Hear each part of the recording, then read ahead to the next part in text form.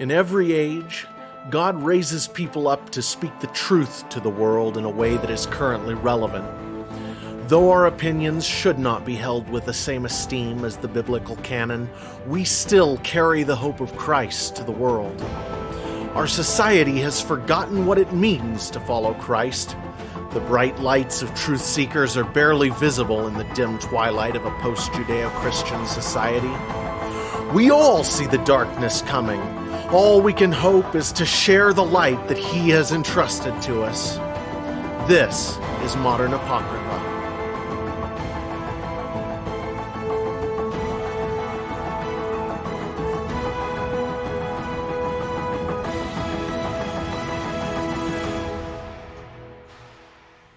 Hey, I'm Jared.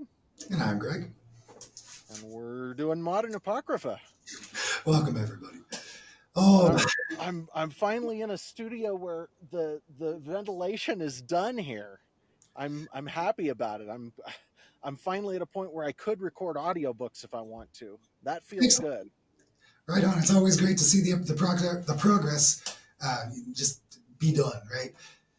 It's such a big deal to cross something off your checklist and no longer be stuck there. Well, I still do have a few little things to finish up, but it's at least fully functional, which is finally fully functional. Been working on it for way too long. Indeed. Talking about changes coming up, and we hadn't discussed this before we started recording, but we're coming up on, I don't know, episode 49 or 50, something like that, which is coming up on the end of what we would kind of think of as like a season one. And we're thinking, well, it's our first year, right? We've been recording for about a year, so coming up on the end of, we'll call it a first season. We may see some changes. We may have some improved this or that. We may change the appearance of things a little bit, try to improve things, maybe even start doing some live stuff. We haven't really talked about that, but that'd be fun to do. So that'd be cool. Anybody listening, if you guys have suggestions or preferences, things that are better for you, I mean, we're here to talk, but that doesn't mean that we can't put it together in a way that's easy to hear. So absolutely. Well, and we'd love to talk about whatever people are interested in hearing about too. So, shoot us a message somewhere. Absolutely. Go ahead and get a hold of me on Twitter. Email me, jared@e6universe.com. I think, Greg, you have one at E6Universe, greg@e6universe.com. You can get either of us there. I'm Modern Apocrypha on Twitter, any of that. If there's something you'd like to hear us talk about, we'd love to talk about it. Or, if you're interested in coming on and talking about something, get a hold of me. Maybe we can make that happen too. That'd be fun. That would be fun. It's always great to talk to people. So for today. Yeah, today's topic I wanted to bring up, this is something I'm kind of a stolen topic. It was off-the-cuff comment that's one biblical man speaking to another and kind of just said in passing as I watch the YouTube shows that I watch, was that we have sort of this understanding as Christians about flowery speech, pretty speech, as opposed to good quality speech that provides a good outcome. And so we have a misunderstanding, it seems like, about not cursing, right? This cursing language seems to be a misunderstanding for Christians. The two big ones are that you always pull up, even if you just look up foul language in the Bible. It'll pull up James 5:12. You said you wanted to start on Ephesians. And Ephesians 5:4. Yeah. So James 5:12, Ephesians 5:4. Ephesians 5:4 is a fine place to start. Let's go with that. I'll just read it real quick. Mm-hmm. Let no foul, polluting language, evil word, unwholesome, worthless talk ever come out of your mouth, but only such speech as is good, beneficial to the spiritual progress of others, as fitting to the need of the occasion, that it may be a blessing. So, to give people like an example how you would see this in real world action, and I suppose we should put a pin in this, children listening, cover the children's ears, because this is on purpose, but not for kids' ears. I mean, this maybe is a Christian failing that we do this, but it is what it is. So, well, there's a cultural thing there, and I wanted to talk about that when we got into it, because there is the bit about not putting a stumbling block in front of a brother. But go on, let's go through this the right way. The two examples that I'm thinking of that are, you could say it using cursing language but being the nice thing to say. You could say that bastard is the coolest MFer I've ever met. You should go see his stuff. All positives. You Sure. just cursing. Or you could be a terrible old ninny that's saying, you know, he may be just the How about best this one? known, I but I got don't one for you. like the best one for this. I got one for you. What do we The got? entire world would be better off if you were dead. You have no value as a human being. No cursing, but purely cutting someone down. Right. Right, exactly. Totally. Exactly. So the two examples being that you could curse positively and you could not use a curse word and be cursing somebody. Right? The idea that this is um, uh, expressing is polluting language and unwholesome, worthless talk. Those are things that are degrading without positive benefit. And you could even be degrading with the purpose of stopping someone from doing bad things, right? The end result is the goal. And how you get there, I mean, it's not an ends versus means discussion exactly, but it is ignoring the actual words used, like the actual connection of letters is less relevant to the meaning of how you're putting it forward. Exactly right. And this is actually something that has really bothered me for a long time because there are a lot of Christian people I know who will say bad things about other people, but they get really offended if you use swear words.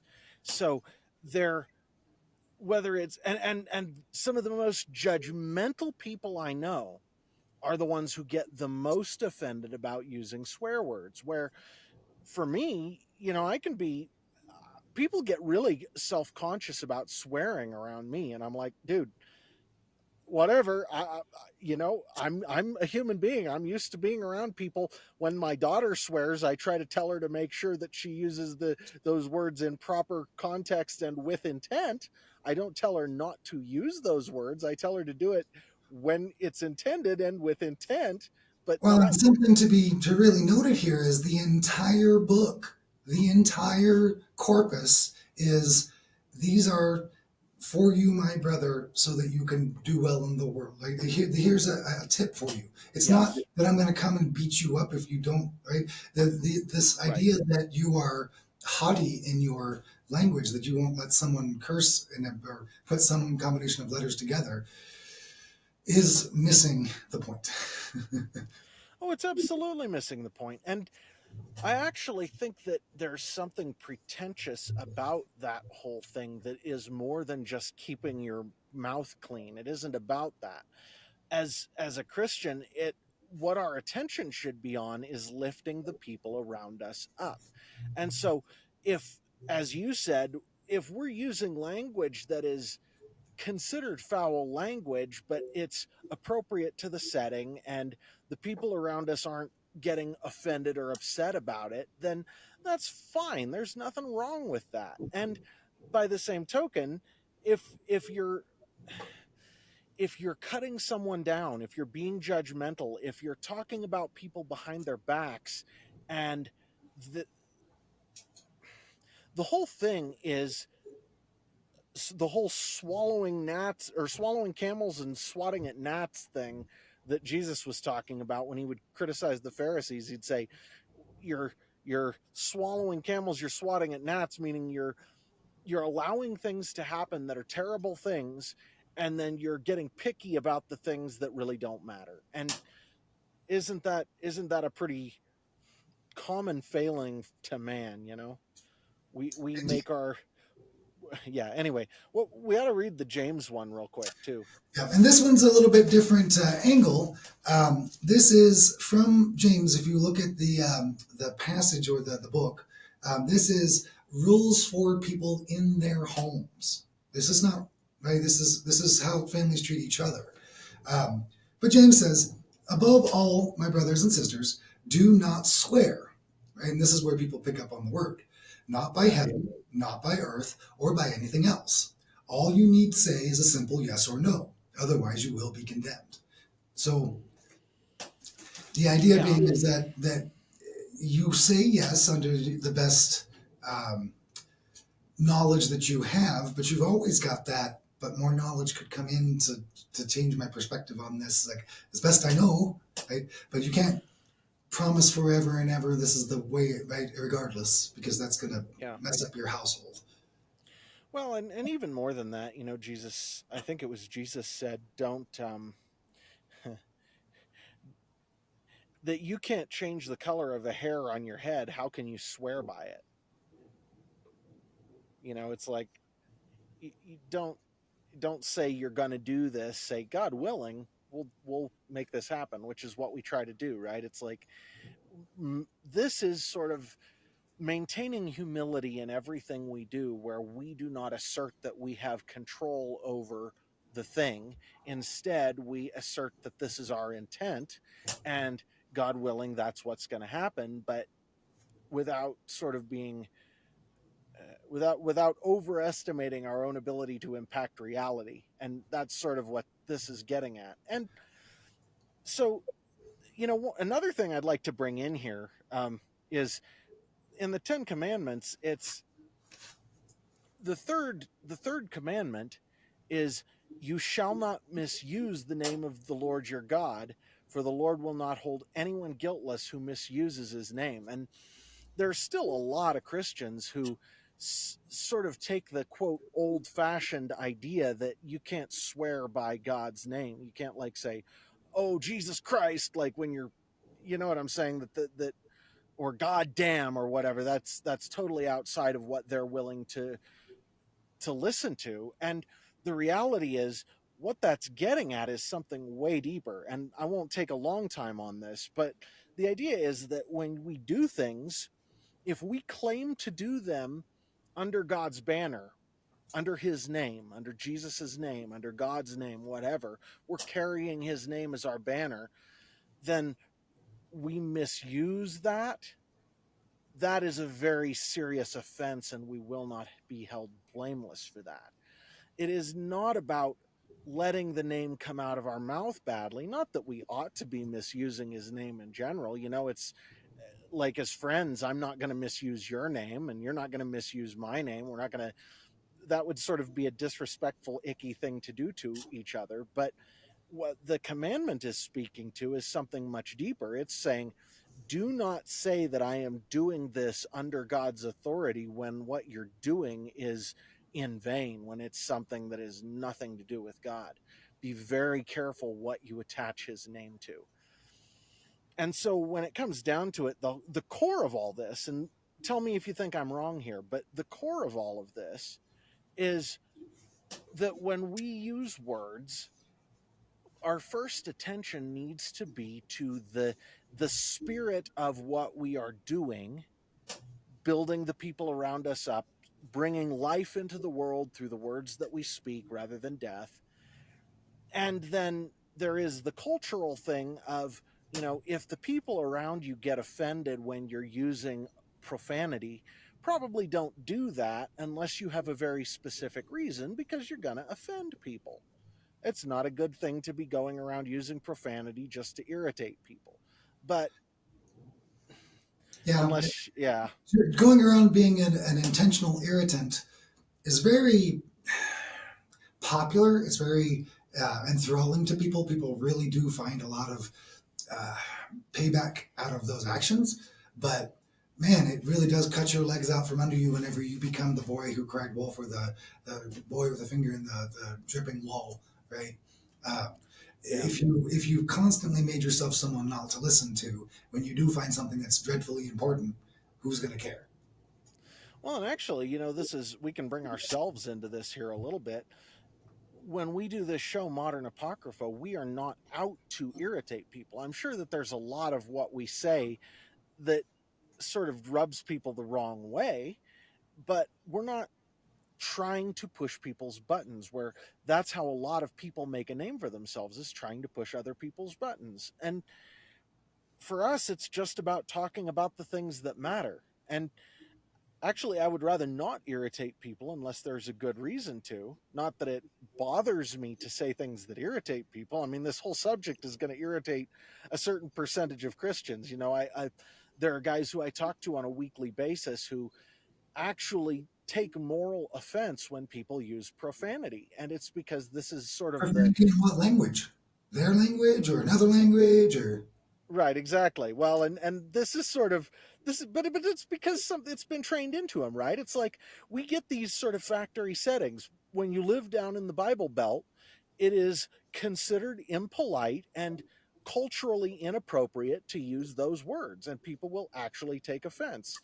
It's like um quote the N word talking about black people or whatever. At this point, there are genuinely a large percentage of people who have a serious problem if you use that word in any context That's me. unless you are black. Well, I I don't yeah, it's culturally ingrained in me. I can't hardly say it. I can't hardly listen to it. But the N word is one programmed into me. well and I don't have a problem with it specifically, but I am careful about not just saying things to piss people off. I don't actually want to do that. It's not a it's not becoming of a child of the Most High to intentionally go sticking a finger in people's eye. Now, proclaiming the truth and having that offend people is an entirely different ball of wax, right? Because what we're talking about there is we actually have an important message to deliver, and we have to say it in order to profess Jesus Christ, who is the truth. And so if it offends people, well, that is just par for the course because we know that he said we would. Um, Now, another thing I want to bring into this before the break, if you don't mind, is um, there is a place, I can't remember where it is. I could look it up if you want, where Jesus says that it is not what goes into your mouth that defiles you, it is what comes out of your mouth that defiles you. Jesus actually said it in one of the gospels. And I don't I don't think this is anything but just a reiteration of the points we've already been making, right? It's like saying uplift the people around you, don't tear them down, and use language that is uplifting to people, not language that is destructive to And people. I would go a step further. Like Okay. this adds one extra point to that, which is if you don't have anything nice to say, don't say anything at all. So lift up your close ones and say nothing about others, and simply by your the what where you give your energy, they will be lifted up. But if you ever push down someone else, you're a rent seeker. Right? You're bad. You are creating an enemy. You're going to create problems in the future. Right? All of these additional things that come out of that because you badmouth somebody. It doesn't matter. Well, You know, I don't know that I disagree with you substantially, but I do have a slightly different sort of take on this. It isn't I agree, if you don't have something loving to say, don't say anything at all. But there are times when the difference between nice and loving in our society is about a world of difference, and people need to hear something loving, but something nice is not going to do them any good. And so then we get to the question that's a hard one, actually, which is, when do we choose not to say anything at all versus when do we actually open our mouths? Because there have been a million times in my life where I have looked at a situation and I've gone, I know exactly what's wrong here. I know what needs to change, but I'm not going to say anything because what I would say would just end up causing heartache and destruction. And it isn't my job to fix them. If they need my opinion, they will actually ask for it. and I think that the line for that is if they are yours, right? You know who your people are, right? It's a self-defined group, and if they're your people, you speak up. Otherwise, it's a learning experience for God to be training you on handle, and then from that, by lifting up your group, you will become a shining hill in the city, so that other people don't aren't tyrannized into your style, your ways. They are voluntarily going to what's better. So it's always going to happen that way. That you, I mean, you don't want to not offer good advice to people who are asking, right? They're asking, but Yeah, you don't that's want to true. offer your opinions until they Well, ask. Right. Well, and then when it comes to things like where people are your people, this is actually where I get myself into trouble, because when people are my people, I make a point of pointing things out that I think are destructive in their lives because I love them. I try to do it out of love. I try not to pick on them all the time, but I do try to do it out of love. And this is how I chase a lot of people out of my life, where, you know, I have I a lot of times I've said, this is not a good thing. You need to stop doing that. It's hurting you. And people just don't want anything to do with me anymore because this is something that they have decided is a good part of their life, and they value it, and really they're doing themselves harm. Well, that's okay. I love that person. I'm going to speak up. They don't have to listen, they don't have to agree, but it is incumbent on me to speak up. And that's the point that a lot of people don't seem to understand. Is actually, this might be a subject for the next episode, I don't know, but something a lot of people don't seem to understand is that the responsibility that we have is not to agree with people, and not to say things that are agreeable to people, but to be truthful as best we can, and then not push people away when they don't agree with what we say. So there have been plenty of times where you and I have disagreed about things, and that's fine. It's a disagreement. It sits better between us for me to speak up and say, I don't think this is good. And then you say, well, that's what I'm going to do. And I say, okay, I will still be your friend. And then it sits, and that's fine. And that's our responsibility, right? We each have to make the decisions about our lives. We have to consider the opinions of the people we care about, but we don't have a responsibility to do the things that people tell us that they think we ought to do. It's like there's this tyranny that people exert on each other because they're friends, where if you don't do what I say, you I don't get thought to you be were my going to friend, right? Catholicism. Yeah. And that's just terrible. That's a terrible way to live, worrying about what other people think all the time. But it's also terrible to not be able to speak up and say the things that you think are important to say. So the only remaining option is we speak up when we have something important to say, expecting that people who love us will hear us, but not necessarily agree. I think that takes a lot out of the speaker. I mean, it's people will be uh, Gee, brutal, brutal, we and got to be adults.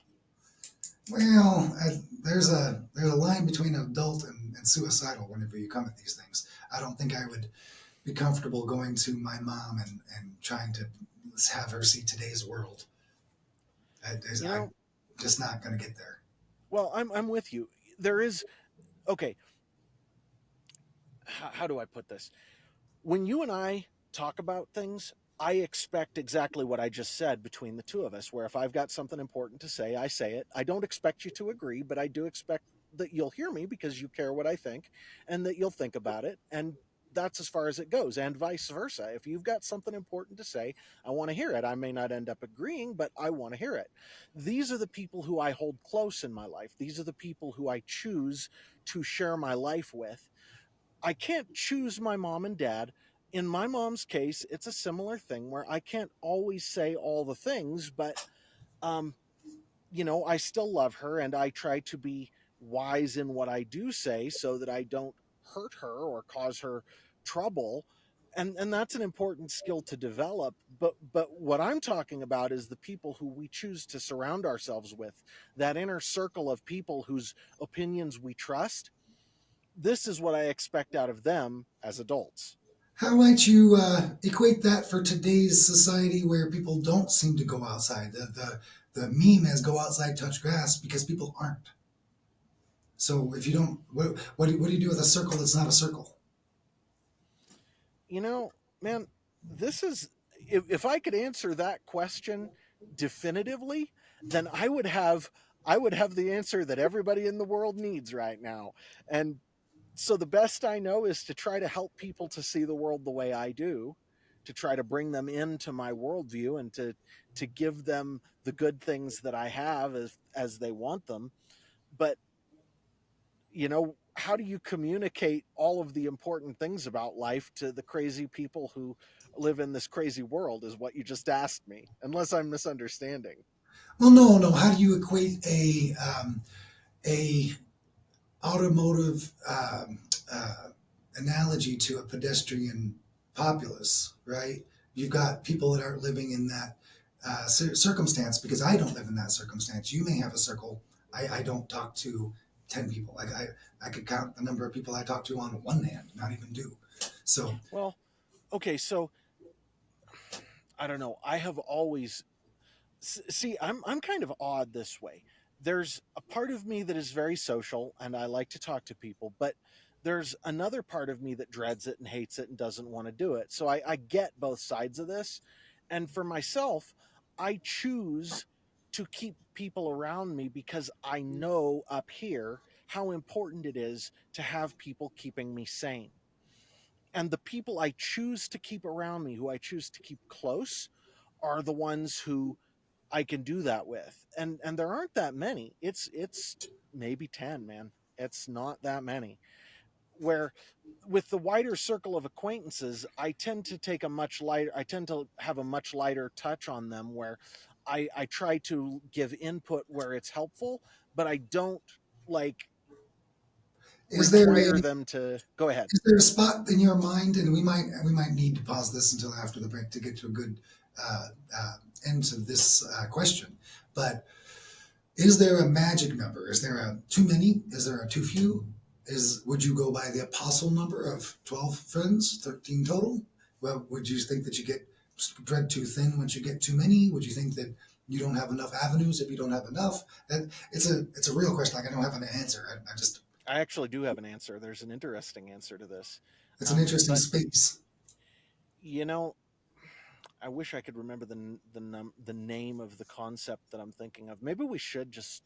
It's a little early, but we could take a break now. Let's take a break. We'll come back. I'll look this up and we can actually hit it in some depth. Sounds good. All right, All right, everyone. We'll be back here in a minute. sounds good.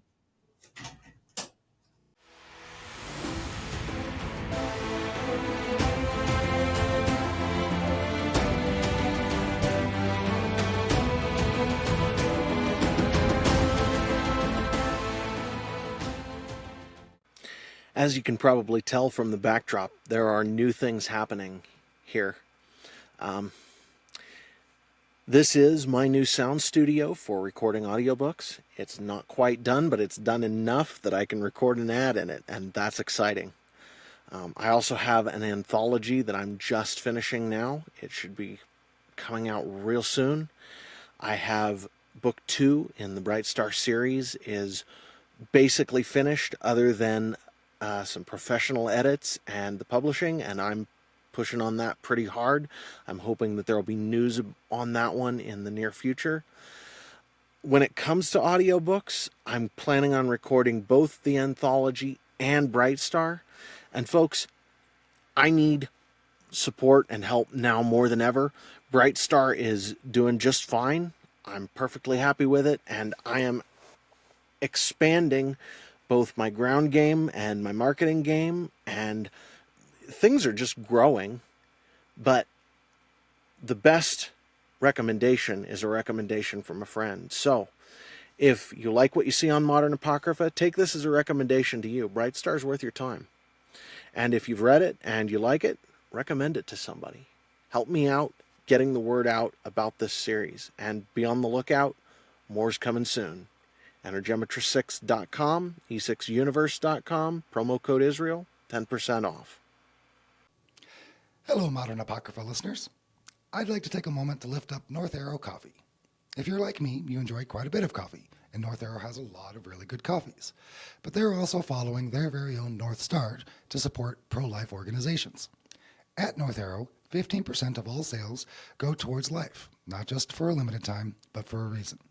So, if you'd like to support the podcast, you can use the code E6 at the North Arrow web store and save 10% today. Thank you.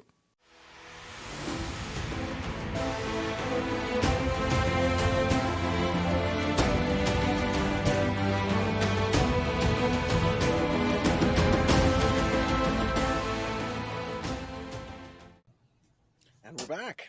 Welcome back, everybody. So I wanted to bring into this Dunbar's number. That was the concept I was thinking of. And for everybody who's listening, let me actually read this. Dunbar's number is a suggested cognitive limit to the number of people with whom one can maintain stable social relationships. Relationships in which an individual knows who each person is and how each person relates to every other person. Okay, so the concept here is that he thinks that there is a specific number of people that we can maintain stable relationships with. And I think the concept behind what he's talking about is valid, but the idea that there's a specific number might be a little off. So go ahead, you had a thought. Well, the thought of that is that his numbers that I've heard as high as 300, as low as Yeah, 150, yeah. right? In that space, nothing about that works today because in the definition, those people are related to each other, and you're not related to my brother or anything about my life.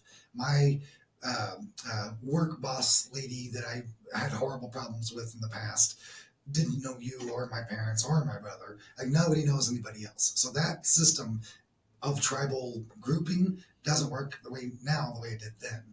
Secondly, Yeah, go ahead. secondly, it doesn't really address whether or not there's 150 slots where 20 dudes just like you fit one slot for me, and they can all interact just fine. Those are my Jareds. I've got my 20 Jareds, and that's one slot, or is that 20 of my people? Right. So there's a lot of figuring of that number that is interesting. Additionally, the overall number of, let's say, 150, out of those 150, your close friends, your confidants is not the full group.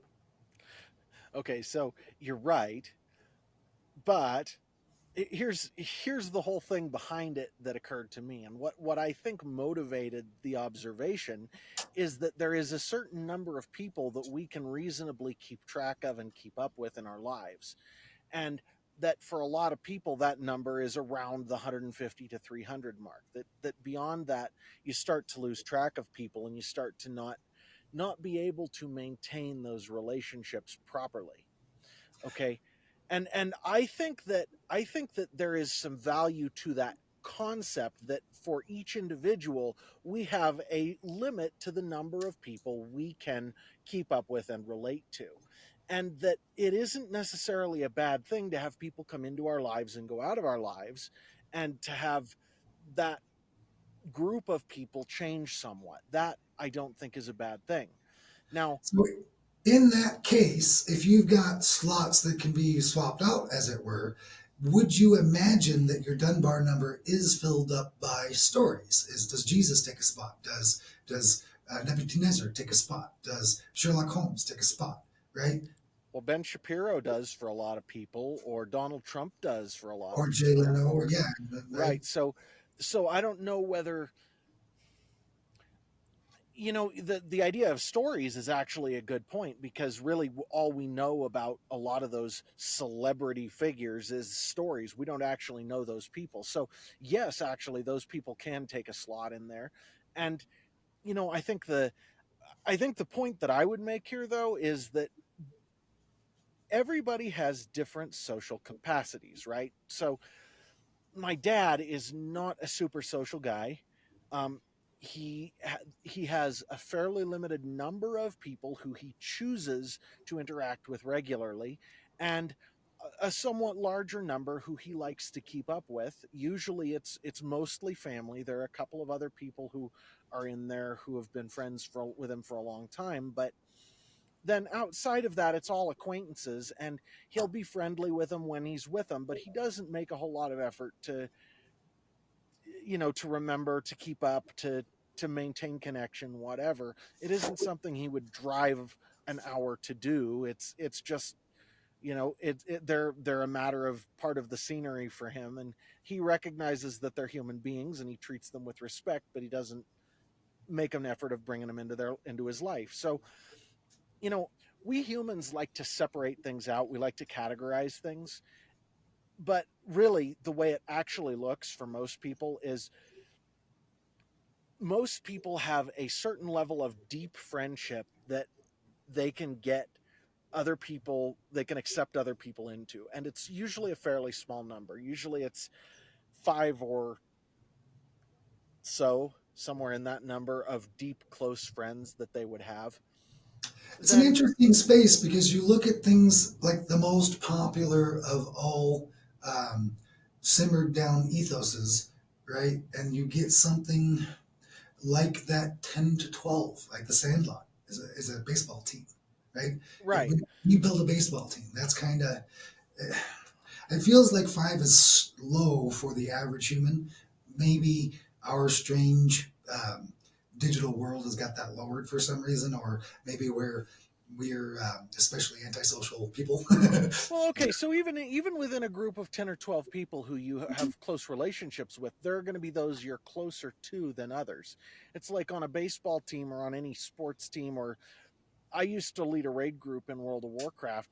Within that raid group there were little cliques, and we only had 10 of us. So, there were about a dozen people who kind of floated around there, but the point is, even within a dozen, you've got these little cliques where people are closer or further away. So I think that there's still, that the way I would describe it is, still it's more like a spectrum where you have people who are close, and then you get further and further as people, as you go out, and this person might be here, this person might be there, then a whole bunch of people out here, whatever.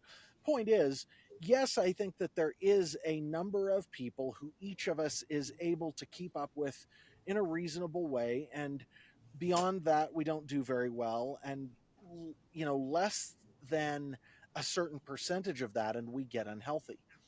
And I know that for a fact. So that number is going to vary from person to person. There's no question, right? It's like, I know people who need at least five close friends, because any fewer than that and they would get sick of them, right? It's like the five close friends would get sick of that person because they're so social. But, Right, and it you know, occurs to me to look at this on a bit of a spectrum. If you had zero friends, that would be weird. You can't do that, right? Zero is the wrong number, right? zero is a bad number. We need personal connection as human beings. We have to have that close social tie in order to be sane. So Greg? that's one side of it. That's the one side of it. The other side is the Bill Maher, Donald Trump. I'm a celebrity, and I'm not okay unless there are 1,000 people screaming my name. You don't. Well, okay, so that's a different thing. Those are That's not what I'm close saying. personal friends. That's the whole thing. I'm saying it's a different thing. They Okay. will act like it's not a different. They'll act like it's the same thing Yeah. because what they're trying to extract from you is your attention without giving it Right. up. Right? Right. If you find yourself on the upper end of things where you cannot keep up with offering attention, remembering their stuff, whatever it may be, right? Just the tit for tat, the give and take, right? The give. Yep. If you have gotten yourself past the point where you no longer feel bad about not giving to somebody, right? Whatever it may be, uh, that's my 900th like on my video, so I don't even care anymore, right? Whatever it may be, right? Once you've gotten past the point that you don't care anymore, then you're in a usury space. Well, to some degree that's true, but then you get, for example, you get people like the Apostle Paul, who had hundreds and hundreds and hundreds of people who his life touched, or any other Christian missionary minister person who's out across the world doing things. They have lots and lots of people their lives touch, but and they genuinely do care about them, but they you still have to understand that they're not, so they're not using those people, but they still can't consider them all close friends. And that's where you have to have this other kind of relationship.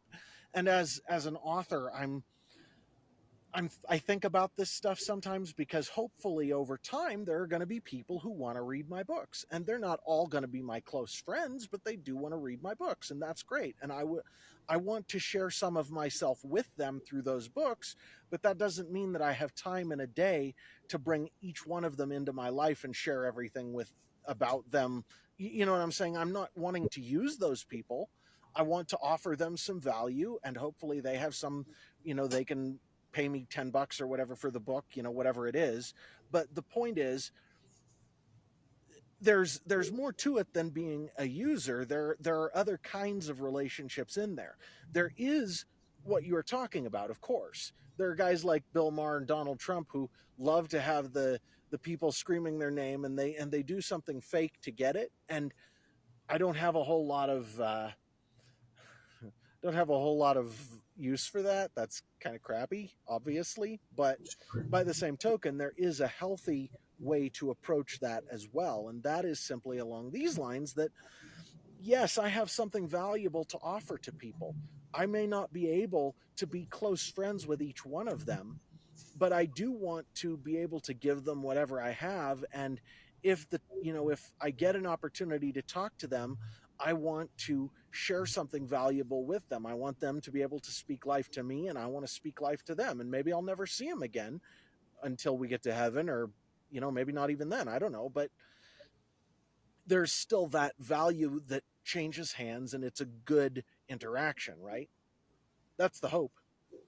That's the hope for sure. Well, and I think that there's something very strong in the concept of um, communing with Christ. You're offering something of a line to Christ, a line of truth, truth as you see it, and it wouldn't bend to the fan. The fan can appreciate it or not, but Right. they're not in synthesis with it. They're consumers, right? And if you have someone that praises Jesus, and you say, "Wow, if I praise Jesus, that's great," it's not the same thing as, "Man, you've fallen in a hole. Let me sacrifice my time to get you out." I don't know. It's a different thing, Yeah, I hear what you're saying. right? I We are both appreciating, and we're not you and I, but you and the fan, or the writer and the fan, are both appreciating the truth that is being presented. Right, and that's a good thing. Well, and hopefully, as a writer, hopefully I have a way of giving people something that they wouldn't see in those terms, or giving it to them more clearly, or whatever. That hopefully that's what I'm doing, but and hopefully that's what we're doing with this podcast. I mean, that'd be the goal, right?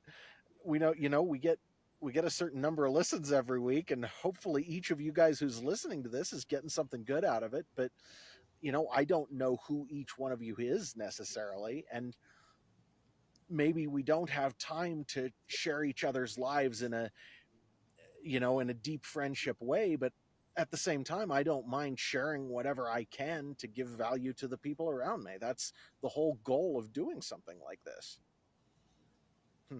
Agreed. Yeah, this is partially that, and partially that I've been a Christian for ever. I was born into Christianity, and I haven't been very vocal about it throughout the vast majority of my life, and I have a feeling that that is detrimental in and of itself. I don't Yeah. consider myself evangelical because I don't know that I feel right about something like a manipulation, as opposed to, here's a billboard of correct, you can follow it or not. But Well, that doesn't take away from the fact that I haven't stood up and said, "I've always been Christian. If I've been doing good, blame God." Right? well, and I don't put labels on myself.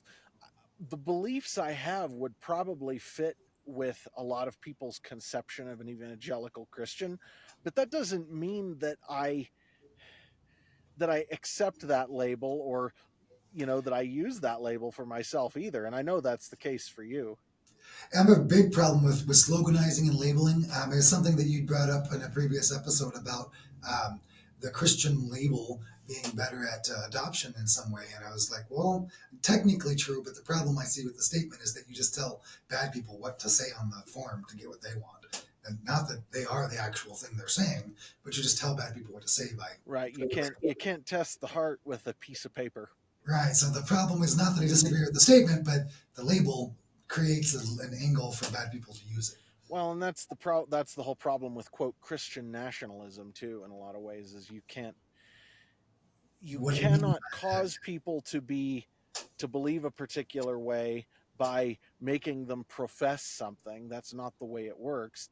If you want to profess something because you believe a certain way, that's a whole different can of worms, and it's a whole lot better for each individual involved if what we're doing is we're choosing to profess based on what we believe, not having to profess in order to accomplish a secular goal. And that's why I have a huge problem with that whole notion, because you're going to create a Christianity without Christ. You mean Catholicism?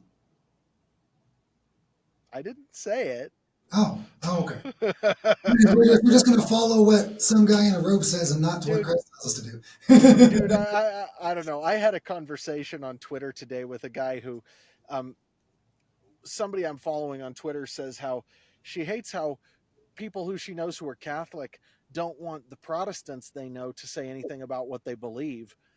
And I reply, yeah, but they're screaming about how Catholicism's better than Protestantism the whole time.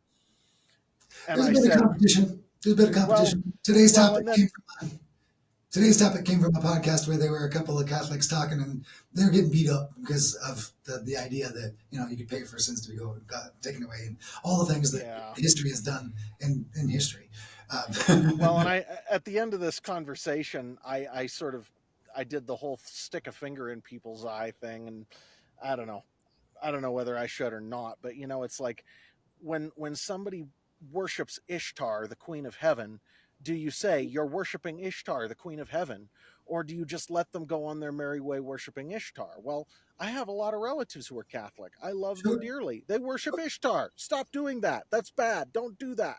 Right. Well, and people don't bulk. They don't aren't surprised into action unless you call it pedophilia, unless you call it the thing that it really is by its original name, right? Yeah. That's haram. Right? They're like, what? We no, that is holy wow, right? So is it a poking an eye in it? I mean, sometimes there's a podcast out today by conservative people about sticking a finger in your eye at the beginning of every conversation to see who can take a joke, to see who's just a false player that can't handle um, reviewing what's actually happening for a logical conversation or a fellowship between two humans. They're just there to regurgitate some pre-existing line. And if you can't take a joke and you're just here to regurgitate lines, I got no time for you. You go do that against the wall because that's about as useful as you are. Well, So and yeah, I mean the whole yeah, the whole that's a whole other question though. Basically what you're getting into there is it's a test of, is someone so ideologically possessed by a particular set of ideas that when you challenge those ideas, they get offended, even in the slightest way. And that's the whole Catholic thing. I a lot of the people who I I was value hearing who are my Jewish there too. relatives, huh? I was hearing Jewish there too.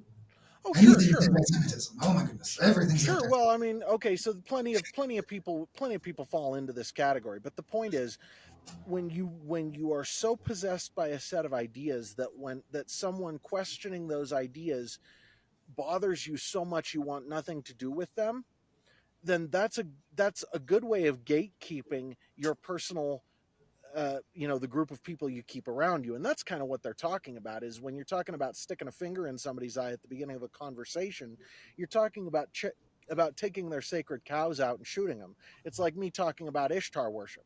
I'm sure that at some point a Catholic will listen to this and will get grouchy at me for saying that. But I believe that you have a right, whoever you are, to believe what you choose to believe, and you do not have a responsibility to agree with me. On the other hand, I really do hope that everybody who listens to this takes a serious look at what they believe to make sure that their faith is centered in Jesus Christ. And if that's the case, then he's going to take them away from, not toward, the idolatry of Ishtar worship, which is at the center of the Roman Catholic Church. It just is.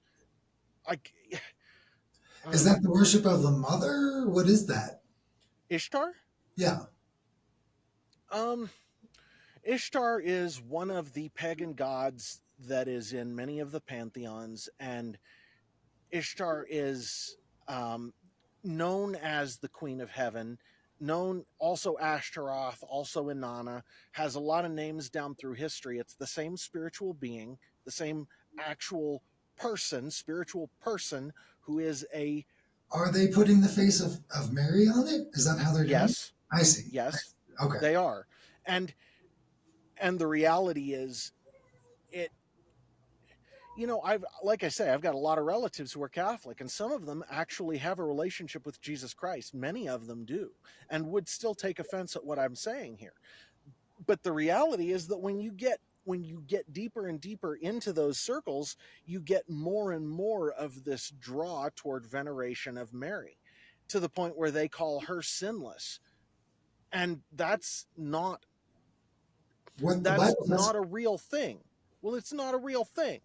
And then yeah, no, there are just a million things where you get into it and you go, no, you can't do this and still actually believe in the truth. And once you compromise your personal attachment to the truth, then you've got a really serious problem. So, Well, and we yeah, know where I'll that get off my goes. soapbox. Sure, we know where that goes in a longer term. We know that in the second period, temple period, that haughtiness had taken down Jerusalem itself, I believe. We know that um, the Catholic history shows many, many horrible acts that were in the name of God, right? Right. So, Well, where people carried the name of God in vain. well, technically true, but really, Exactly. if No, we're just exactly. exactly, but if we're looking at the real world side effects, what happens as a cause of that, you could look at the downsides, right? The things that you would say you wish wouldn't have happened in Catholic history, right? Yeah. And those are those things. That there's your answer right there. Well, we know Jesus said, you will know them by their fruit. And that goes to all of us. That goes to every one of us. There are lots of Christians who have lots of problems with lots of things, whether it's drinking or pornography or being judgmental or being absorbed in work, being a workaholic or whatever. There are more things to do wrong as a human being than we can even name, right? It's like they're just a huge number. So to say that a particular group of people has this particular thing that they're doing wrong, that doesn't really, I mean, so what? We all do things wrong. We all have problems. The key is just, are we centering ourselves on something that is keeping us away from Jesus? And if so, we need to stop it. And that goes for me and that goes for anybody else. There have been a lot of things in my life that have taken that place. There was once upon a time I was completely addicted to video games, to the point where I remember thinking to myself, I never said it aloud, but I thought to myself, if there aren't video games in heaven, I don't think I want to go to heaven, which is a totally stupid thing to say. I was kind of a kid at the time, but you Sure. get the idea. But a I had made an idol out of that in my life. I had centered myself on that way too much. It was not healthy. It was not okay. And so, that was something that had to change. And I think it pretty much has changed. I still play video games for fun, but they don't consume me. They don't determine how I live. I don't center my life around them. They are a actually the thing that actually kind of got me on this one, I can't remember who it was, but somebody who's listening to this is going to know. Um, it was a known missionary's mom who said to him, he asked her, "What's the definition of sin?" And or what is sin? How do I know what sin is? And she said, "Anything that refreshes you in your pursuit of Jesus and what He has you doing is not sin. Anything that sidetracks you from Him and takes you away from what he has you doing is sin." And there was a time when my focus on video games was taking me away from Jesus. It was a sin. And that's not the case anymore. It's a thing that I use to occupy myself now and then to rest, and that's great. That's healthy. There have been many other things in my life where there have been bad things, and it's true of all of us. So the point is, and what I'm wanting to bring all of this back to real quick, is this idea that as Christians, what we need to do is we need to keep our eyes on the prize. The prize is Jesus. Anything that is getting in the way, we need to get it out of the way. If that's a religion, if that's a set of beliefs, if that's a church, if that's work, if that's games, if that's you name it, that thing needs to go because he's what matters. There may be those who convert to Catholicism for whom it is not a problem because their connection to Jesus is such that that's where he has them in order to minister to those who are in that system who need it. That could be the case. I don't know. But I know that it's like any other organized religion where if you take it too far, it can take you away from him and not toward him. Yep, and I would say that it's the same thing, just saying it another way. That we're charged to walk with Christ. We're charged to take up the reins ourselves, to run things ourselves. And the problem in voting, the problem in Catholicism, the problem that we end up in is that we say that we've checked this box, we've done this thing, and so now our mind's not on that. That's taken care of. Someone else will tell me, will sound the alarm when something goes wrong, whatever it may be. You've now handed over the reins, you've handed over control of your body, your self, to Your someone else, responsibility, whatever it is. right? To an authority, and we'll hit on this at a later date. But you're not pinning it on something that's reliable because it won't be reliable forever. Yeah, that's fair. Right. So Yeah. whenever you assume that things will be okay because you've outsourced that job to someone else or some institution or right something else other than yourself and your uh, uh, following Christ, then you're going to end up in the wrong place. Yeah, you are. No, I'm with you. Hey, we're getting close to the end here. Is there anything else you want to go into before we call it?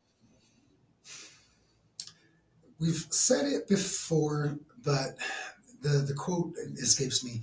Basically, that you're empowered to besmirch, to speak ill, to say what you would say about God and Jesus, but not about the Spirit, right?